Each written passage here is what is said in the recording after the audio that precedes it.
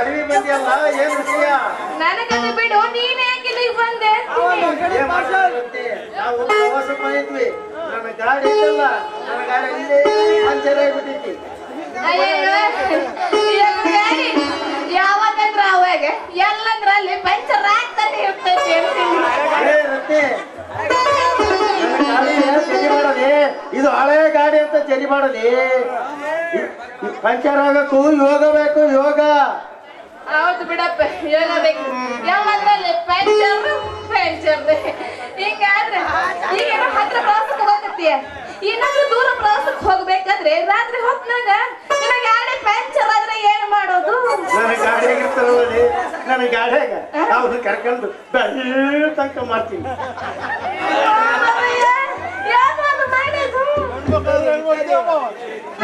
Repair ಏ ರತ್ನಿ,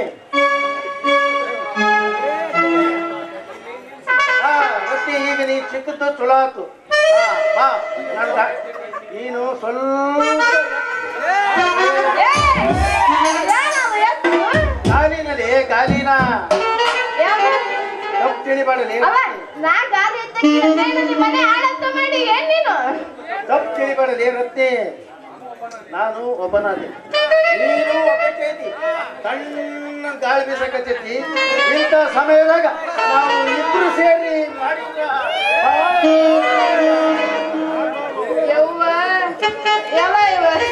ನನ್ನ ಮುಡಕ್ಕೆ ಕೈ ಹಾಕತ್ತೇನೆ, ಬಂದವರೆಲ್ಲ ಹಿಂಗೆ ಮಾಡಿಸ್ಬಿಡ್ಕತ್ತೆ, ಮಾಡ್ಬೇಕು ಹೇಳ್ತೀನಿ. ಯಾಕಪ್ಪ ನಿಂದು ನೋಡೋನು ಗಾಡಿ ಅಲ್ಲ, ನಾನು ಏಟೊಂದು ದಿನದಿಂದ ಹೇಳಕತ್ತೀನಿ ನನಗೆ ಗಾಡಿ ಕಲಿಸ್ಕೊಡು ಅಂತ. ಇಷ್ಟು ದಿನ ಆದ್ರೂ ಕಲಿಸ್ಕೊಟ್ಟು ಏನ್ ಮಾಡ್ತಾರೆ? ಏ ರತ್ತಿ, ಅವಸರ ಮಾಡ್ಬಾರ್ದು ಗಾಡಿ ಕಲಿಯಾಕ.